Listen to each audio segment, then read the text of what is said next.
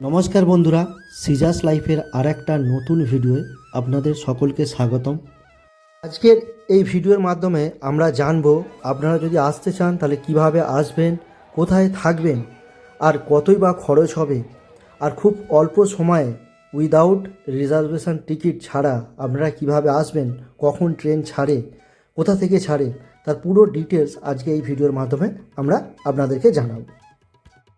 মহাকুম্ভ মেলা উপলক্ষে যে অমৃত স্নানের আয়োজন করা হয়েছিল সেগুলি যথাক্রমে পৌষী পূর্ণিমা, মকর সংক্রান্তি, মৌনী অমাবস্যা, বসন্ত পঞ্চমী, মাঘী পূর্ণিমা এবং আরেকটা বিশেষ দিন আসছে যেটা হচ্ছে মহাশিবরাত্রি। আর এটা হচ্ছে 26শে ফেব্রুয়ারি, আর এটাই শেষ অমৃত স্নান বলতে পারেন এই মহাকুম্ভ মেলা। এরপর এই কুম্ভ মেলা হবে 144 বছর পর। তো আপনারা যারা ভাবছেন যে এই মহাশিবরাত্রির এই বিশেষ দিনে ত্রিবেদী সঙ্গমে গিয়ে আপনারা স্নান করবেন, তাহলে প্ল্যান করতে পারেন। আমি এই ভিডিওর মাধ্যমে আপনাদের জানাবো আপনারা কিভাবে যাবেন, কি কি শর্টকাট রুট আছে, পুরো ডিটেলসটা আমরা জানাবো। দেখতে থাকুন ভিডিওটা পুরো শেষ পর্যন্ত। পৌরাণিক কাহিনী অনুসারে দেবতা এবং দানবরা যে সমুদ্র মন্থন করেছিলেন অমৃতের লাভের জন্য, তো তার সঙ্গে এই মহাকুম্ভ মেলার একটা যোগসূত্র আছে। আর ভগবান শ্রী বিষ্ণু কীভাবে সেই অমৃতকে রাক্ষসগণের হাত থেকে বাঁচিয়ে দেবতাগণের হাতে তুলে দিয়েছিল তারও একটা সুন্দর ইতিহাস আছে। আর এই মহাকুম্ভ মেলা কেনই বা 144 বছর পর আবার অনুষ্ঠিত হয়, তার কারণ টোটাল 12টা কুম্ভ মেলা পরিপূর্ণ হওয়ার পর বা সমাপ্তি হওয়ার পর যে 12তম যে কুম্ভ মেলাটি হয় সেটাই হচ্ছে মহাকুম্ভ মেলা। তাহলে 12 × 12 সেটাই হচ্ছে 144 বছর। এই জন্যই এটা 144 বছর অন্তর হয়। আর এই 12 বছর ছাড়া ছাড়া টোটাল 4টি জায়গায় এই অনুষ্ঠানটা অনুষ্ঠিত হয়। একটা হচ্ছে প্রয়াগরাজ, যেখানে হচ্ছে গঙ্গা, যমুনা এবং সরস্বতী, যেটাকে আমরা ত্রিবেদী সঙ্গম হিসাবে জানি। আর এই ত্রিবেদী সঙ্গমে হচ্ছে এবারের মহাকুম্ভ মেলা। আরেকটা হচ্ছে হরিদ্বার, যেখানে গঙ্গা নদী অবস্থিত, আর নাসিক, যেখানে গোদাবরী নদী অবস্থিত, এবং সর্বশেষ যেটা উজ্জয়িনী, শিপ্রা নদী অবস্থিত। এই 4টি বিশেষ স্থানে কুম্ভ মেলা আয়োজন করা হয়।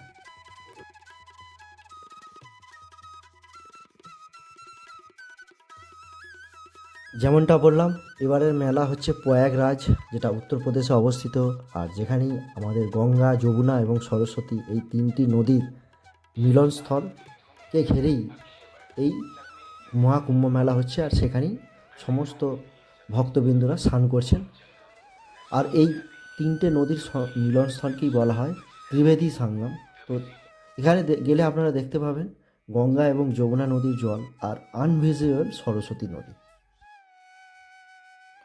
অলরেডি 50 কোটি ভক্তবৃন্দ স্নান করে ফেলেছে এই ত্রিবেদী সঙ্গমে।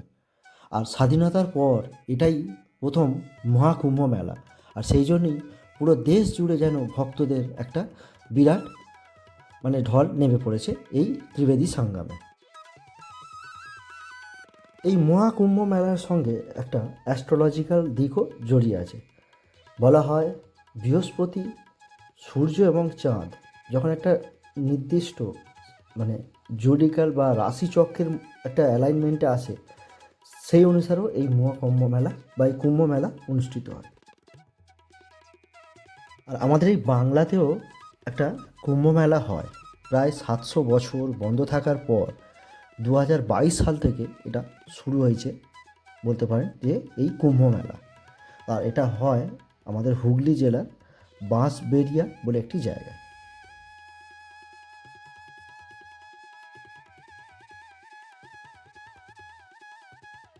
আর এই প্রয়াগরাজে আপনারা চাইলে সড়ক পথেও আসতে পারেন, আবার ট্রেনে করেও আসতে পারেন।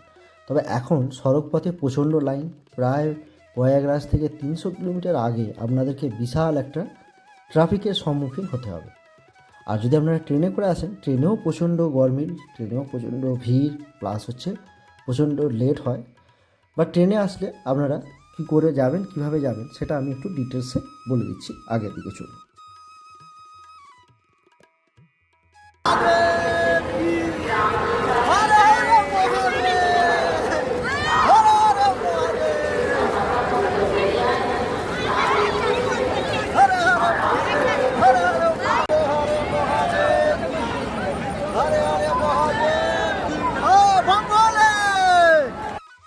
চিন্তা করছেন রিজার্ভেশন টিকিট কাটা নেই কীভাবে আসবেন? আমি বলছি, আপনারা যদি মনে জোর থাকে আর সাহস থাকে তাহলে বেরিয়ে পড়ুন। একটা আনরিজার্ভেশন টিকিট কেটে নিন, যেটাকে আমরা জেনারেল টিকিট বলি। সেই টিকিট কেটে আপনারা প্রত্যেক দিন হাওড়া থেকে একটা ট্রেন ছাড়ছে, যেটা হচ্ছে যোধপুর এক্সপ্রেস। রাত্রি 11:30টায় এই ট্রেনটি ছাড়ে। আপনারা উঠে পড়ুন। কিছুটা যাওয়ার পর দেখবেন আপনারা বসার জায়গা পেয়ে যাবেন। তারপর বসে বসে আরামসে চলে যান একদম প্রয়াগরাজ স্টেশনে। ওখান থেকে আপনারা টোটো নিতে পারেন, অথবা হাঁটা পথে প্রায় 10 থেকে 11 কিলোমিটার হেঁটে আপনাদেরকে পৌঁছাতে হবে ত্রিবেদী সঙ্গমে। আর একটা শর্টকাট রাস্তা আমি বলে রাখি আপনাদের, আপনারা প্রয়াগরাজে না নেমে নৈনি বলে একটা স্টেশন আছে, ওখানে নেমে পড়ুন। আর ওখান থেকে চলে যান আড়ালঘাট। এই আড়ালঘাট আর নৈনি স্টেশনের ডিস্টেন্স অলমোস্ট 4.5 কিলোমিটার। ওখান থেকে আপনারা একটা নৌকা ভাড়া করে একদম পৌঁছে যান ত্রিবেদী সঙ্গমে, যেখানে আপনারা আপনাদের স্নান কমপ্লিট করতে পারবেন। আর এই মহাকুম্ভ মেলা একটা ওয়ার্ল্ড রেকর্ড করলো। প্রায় বিশ্বের সবথেকে বলা যেতে পারে বড় সমাবেশ বা একটা মেলা বলা যেতে পারে, যেখানে প্রায় 50 কোটি মানুষ এখানে উপস্থিত হয়েছে। আর একটা জিনিস খুব ভালো লাগে, এখানে এই যে মহাকুম্ভ মেলায় যে ত্রিবেদী সঙ্গমে যে স্নান হচ্ছে, এখানে কোনো জাতি নেই, কোনো গরিব নেই, কোনো বড় লোক নেই, সকলেই আমরা সমান, সকলেই একসাথে স্নান করছি। এখানে বিভিন্ন খাবারের স্টল আছে, সেখান থেকে খাবার খাচ্ছি। খুবই সুন্দর, এটা একটা আলাদা ফিলিংস, আলাদা লেভেল অফ মাত্রায় ফিলিংস এনে দেয়। আমাদের স্নান হয়ে গেছে, এই যে আমাদের এখানে তিলক কেটে নিয়েছি 2 বন্ধু মিলে। এবার আমরা একটু ছবি টবি তুলবো আর 4-5টা ঘুরে দেখবো, তোমাদেরকেও ঘুরে দেখাচ্ছি।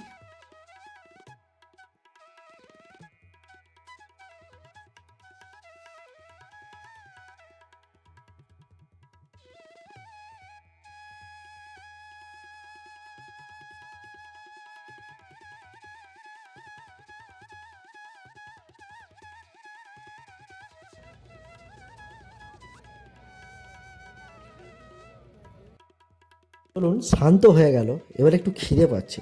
আশপাশটা ঘুরে দেখলাম, দেখতে দেখতে এখানে দেখতে পেলাম ইসকন থেকে খাবারের ব্যবস্থা করেছে। তো আমরা দেরি না করে 2 বন্ধু মিলে চটপট করে দুজনে মিলে একটু খিচুড়ি ভোগ নিয়ে নিলাম, আর সাইডে গিয়ে বসে দুজনে মিলে খুব তৃপ্তি ভরে খেলাম। খাওয়ার পর চলুন আবার মেলার আশপাশটা ঘুরে দেখি।